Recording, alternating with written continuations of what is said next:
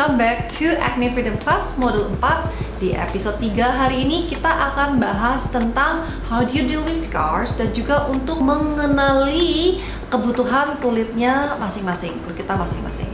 So first of all, how do you deal with scar? Banyak nih kalau yang nanya pas lagi konsultasi ya, gimana sih cara ngilangin scar? Atau kalau bopengan gimana sih cara treatnya? Okay, so first of all, aku mau jelasin dulu what is the definition of scar dan atau yang orang istilahnya bopeng. Kalau scar itu di saat kita misalkan habis jerawatan, misalkan kadang kalau udah kering jadi hitam-hitam, lalu menjadi koreng, lalu setelah korengnya hilang pun atau copot scabnya kayak copot pun kadang masih ada sisa-sisa agak-agak menggelap gitu, that's scar. Nah, kalau misalkan kondisi seperti ini masih bisa kita treatment dengan menggunakan skincare products.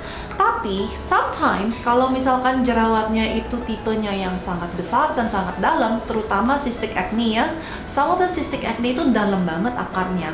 Sehingga pas dia healing pun permukaan kulitnya tuh kayak masuk ke dalam gitu. Nah, biasanya kalau sudah menjadi lubang seperti ini yang disebut bopeng.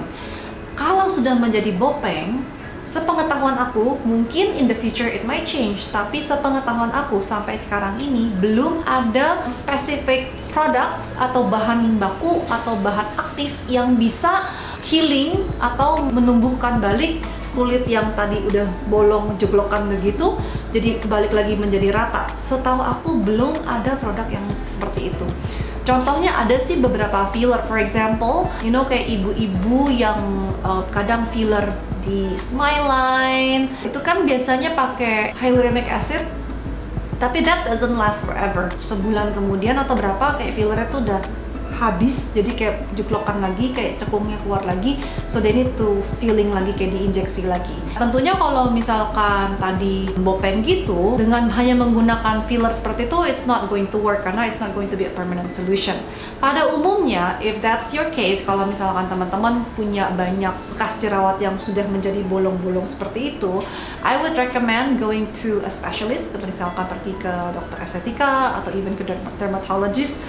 There are treatments out there, kayak contohnya laser, PRP, derma roller. I mean, there are treatments out there yang bantu untuk reduce your tadi bopengnya itu. What happen is karena dengan di saat bopeng itu terjadi, jadi tuh kayak jaringan kulitnya itu tidak grow back atau grow-nya tuh tidak sesempurna sebelumnya, jadi makanya ada bolong seperti itu. Dan untuk dia balik lagi supaya rata harus dilukain ulang. Makanya kayak derma roller itu kan kayak sebenarnya kayak needle ya, kayak needle yang di rollingin. Jadi pas di rolling itu sebenarnya ada banyak luka kecil-kecil, dan untuk healing si luka itu kulitnya harus bikin kulit baru, makanya akhirnya lubangnya itu tertutup.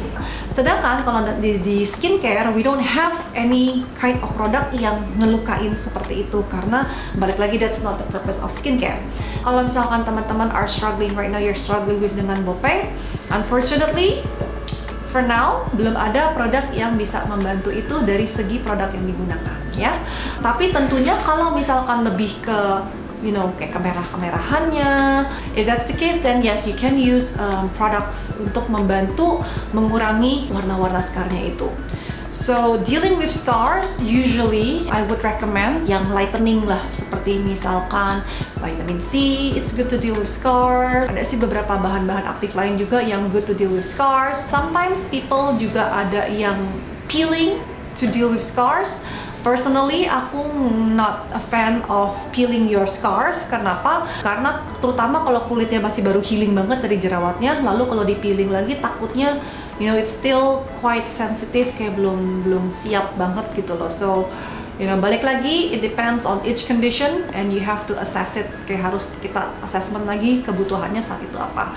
But for the most part, you can choose vitamin C products. Kayak Skin Dewi ada Helichrysum Vitamin C, which is really really good for scars juga.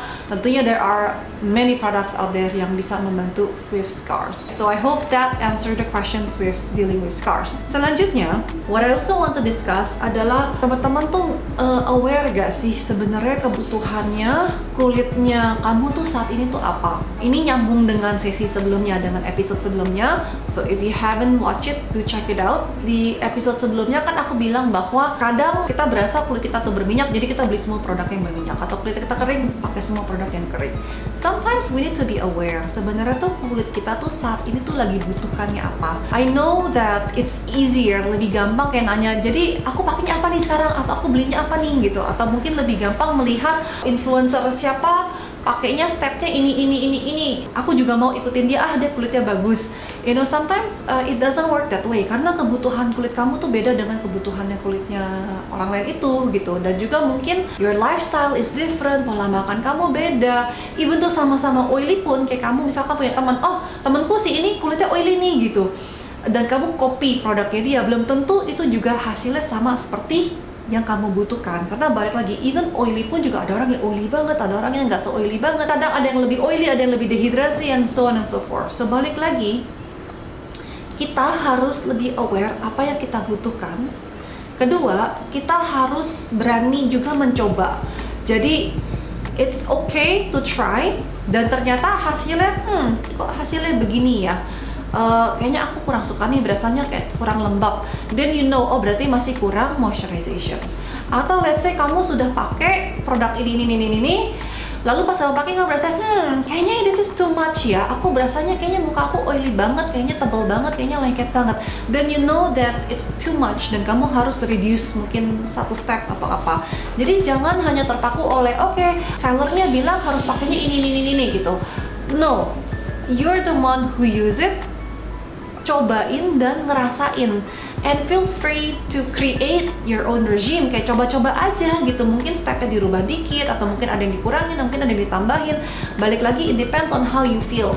Nah, kalau kita nggak coba, kita mana tahu, ya kan? Jadi kalau teman-teman belum pernah ngerasain too much itu gimana, then you won't know. Kalau bilang too much itu gimana sih? Karena nggak ada bayangan. Tapi when you tried it, dan kamu berasa, iya ini kayak udah too much, kita tahu. Jadi kita tahu di mana kulit kita nyaman, di mana kulit kita tidak nyaman, di mana itu too much, di mana yang itu not enough. Nah, itu balik lagi, teman-teman harus berani untuk mencoba dan ngerasain. Kuncinya itu sih, di ngerasainnya itu. I know that some people itu struggle-nya dengan gini, kayak misalkan aku pernah nih ada orang konsultasi nanya gini, aku bingung deh, aku tuh sebenarnya nggak cocok sama produk ini atau kenapa ya?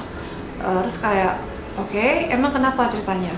Dia bilang, jadi aku sudah punya regime seperti ini, step 1 ini, step 2 ini, step 3 ini, step 4 ini, step 5 ini, step 6 ini, pokoknya panjang dah dia punya stepnya.